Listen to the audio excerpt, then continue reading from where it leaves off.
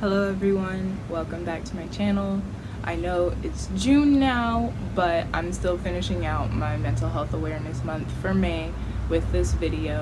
Unfortunately, during the month of May, I lost a peer to death by suicide, and that really took a toll on me as well as a lot of individuals in my community. So I didn't get to make my last two videos according to how I would have wanted to, but I'm going to combine both of them into this video here today and kind of just have a mental health chat overall. I didn't get ready or try to look any special way because sometimes when your mental health isn't at its best, this is what you look like, so that's what we're going to work with. I'm not going to do much heavy editing in this video just because I really just want to talk and not make it more than it needs to be and just really address a couple of things. But to begin with, I did mention that I would speak about binge eating, as I feel like that is something I experience, but I'm going to speak a bit in terms of coping mechanisms because I feel like for me it is an unhealthy coping mechanism I have as a result of my anxiety and depression, and not necessarily that I have an eating disorder. However, I've never been diagnosed. I'm not a professional to even attempt to make that call, but just from my research and my background in psychology, I feel like it fits my habits. And binge eating is defined by the American Psychological Association as irregular eating habits where the individual does not purge, which is true for my sake. I do not purge. I never throw up my food or take laxatives or anything like that. However, I can go days without eating very much. I've never necessarily not eaten for a whole day, possibly, but never multiple days in a row. At least I'll have a little bit, but I'll go from not eating at all, maybe one meal a day or a snack, and then go into eating a ton to make up for all the times I didn't eat.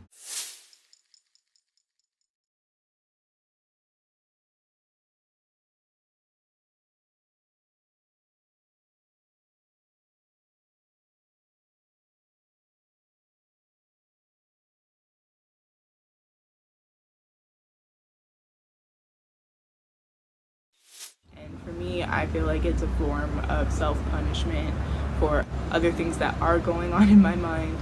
And I'm really working on trying to better myself and not do that anymore. However, it is really hard because it's not you doing it to yourself, it's your brain not working and not being able to make the right decisions. And it's really hard, especially when it comes to something like food, because you know you need to eat in order to survive, but the voices in your head are just saying don't do it, you don't deserve it. Again, a lot of that negative self-talk I've touched on before with depression and anxiety in my other videos. But I don't really have a lot to say about binge eating, only because I haven't done a lot of research on it and I've never been diagnosed. That's just my call on things. I'm 22 now, and I started my irregular eating habits after my grandmother had passed away, which was in 2010. And since then, I was still in middle school, and I would only eat once a day. So for approximately 2 years, I would say, my 8th grade year and my 9th grade year, I only ate once a day. And due to the fact that I played basketball, I started to pass out and lose consciousness when I was going to practices. So I eventually started eating more, only because I had to make it not noticeable what I was doing. And I wouldn't necessarily ever say that I appeared anorexic in any way. And it wasn't that I wasn't eating on purpose in terms of just saying I'm not gonna eat. I just didn't have the motivation to. I wasn't hungry, I didn't have an appetite, and I feel like that's why it's more of a coping mechanism than possibly a disorder. And again, I have no idea. You guys could be listening to this and be like, you need to go get help. And I am talking to my therapist about these things, so it is getting worked on, and just there is no medical diagnosis. These days, I definitely do try to eat 3 meals a day, or at least start the day with a snack and have lunch and dinner, which is a big improvement because it was nothing like that at all before. And I'm really happy that I'm making the progress that I'm making. And when it comes to the overeating afterwards, I've been monitoring how much I eat and understand that I can't just eat 3,000 plus calories to make up for days of not eating. That's not how it works. It's not healthy for your body. That's not gonna make it better. So I've just been trying to eat snacks more often, or just ensure that I'm eating at all, because that really is a struggle sometimes. But it's much better than it has been in the past, and I'm working on it, and I feel a lot healthier and more motivated to eat better. I'm also trying to be pescatarian this year, which is another motivation of eating. Sorry, there's gnats out here, so if I flinch, there's bugs. But I just wanted to be outside because I thought it would be a nicer view, even though this is just my laundry. But either way, that's how I feel about my experiences with binge eating.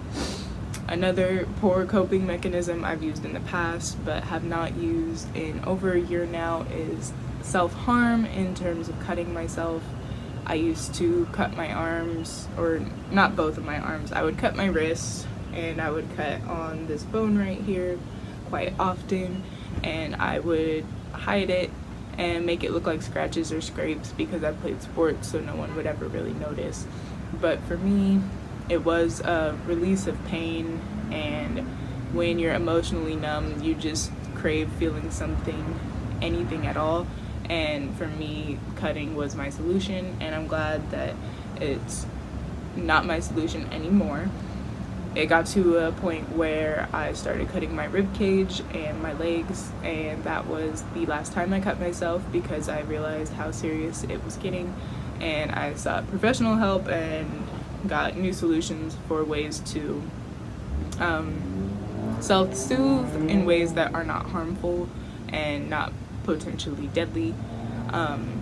One example is I will snap a rubber band on my wrist continuously. It will leave a bruise, and it does hurt, so if you're doubting that it would be as satisfying as cutting, if that is your go-to or what does it for you, it will help. I just tried it for the first time recently, and throughout all my years of therapy, I've always denied that it would work. I always thought it was not severe enough to get the job done of what you're looking for when you are in a mental space of wanting to hurt yourself in that way. But it definitely helped me the last time that I felt like I wanted to cut. I did that instead, and I didn't cut myself, which was a big milestone for me because any other time I would just do it. And I've also been told that it's good to hold a handful of ice cubes because that will really hurt as well. I have not tried that yet. And I've also been told to write or draw red lines with a red marker on your arms or wherever you want to cut instead, as to keep yourself safe but still have the striking visual of the red on your skin. And again, I'm seeking help with all of these things. Don't worry about me. I'm here to talk about it with you all so you guys can feel comfortable and more open to having these types of conversations and being honest with yourselves and the people around you about these serious issues. So don't be afraid to ask me questions or reach out to me on any platform that I've previously mentioned.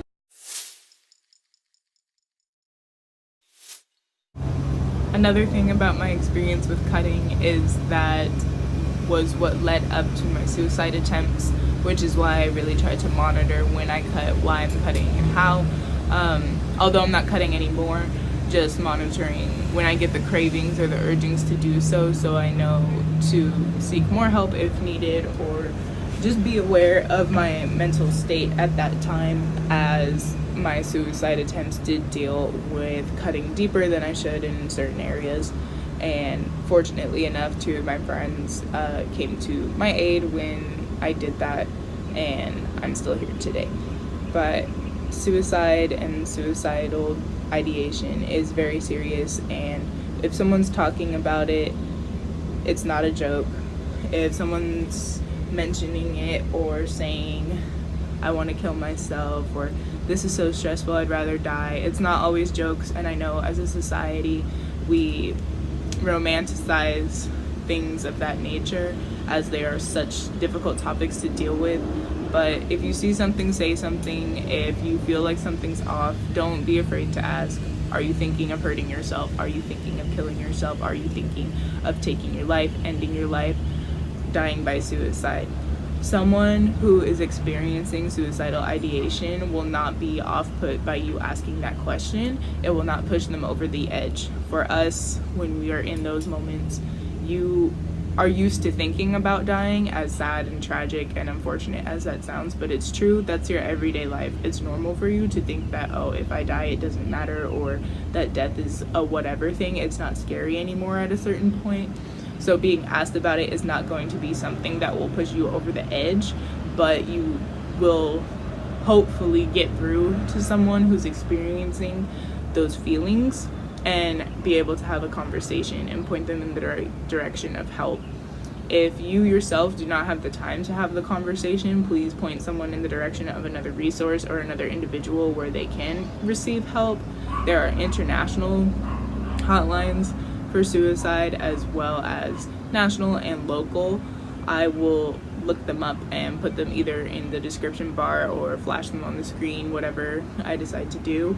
But there are resources, and I know it's scary to ask for help and you don't want to be thought of as crazy, or sometimes you know that you are really in that dark place and it's just scary to admit it, so you don't seek out any help. But if you see an individual struggling, or you know that you yourself are struggling, it doesn't hurt to try. And obviously not everyone can face their demons, and that's not their fault, and it's just a matter of circumstances and the experience that they're having internally within their own mind. And I don't fault anyone for having those feelings of suicide, and it's not something to shame someone for or be disappointed in someone for. It's beyond their control, and the fact of the matter is, if someone's at the point where they're mentally thinking about doing that, there's other circumstances that have put them in that place. They wouldn't just do that just because, or just for attention. It's, of course, in some scenarios people use suicide as a threat, but I'm not speaking of those instances. At the end of the day, I wanted to do this video series just to create more awareness of these issues and open the dialogue for people who know me or anyone who comes across this video, so we can talk more about these serious issues. I know they've been lengthy and hopefully they've had some good information. I'm trying to keep this one short and sweet because, to be completely honest, I really don't have it in me to have this conversation, just because of what I went through in the month of May with losing a peer to death by suicide, and seeing the impact in my community and the way that it was handled was disappointing in certain ways of how people reacted after the fact. And it's been a very heavy month of May. Today is now June 1st, but I know how important it is to still have these conversations, so I wanted to fulfill what I had said I would do and complete the series and discuss these topics with you guys. So please feel free to reach out and ask me any questions. I will definitely do more videos like this in the future. I don't know when or how long they will be spread out, and I know I was trying to fit them all in the month of May because May was Mental Health Awareness Month. However, I was unable to do so due to mental health, but that's how the world works sometimes. Either way, I appreciate all of you guys who have been watching, and if you feel like there was information missing from this video that you would like more on, again, reach out to me. I'm happy to do some research and tell you more of what I know, and we can go from there. But thank you so much, and I appreciate all of your guys' time and just the fact that you are interested in hearing these things and learning more, because it really is important to break down the stigma around mental health and get people to the help they need and start these conversations, because sometimes that's all it takes and a life can be saved.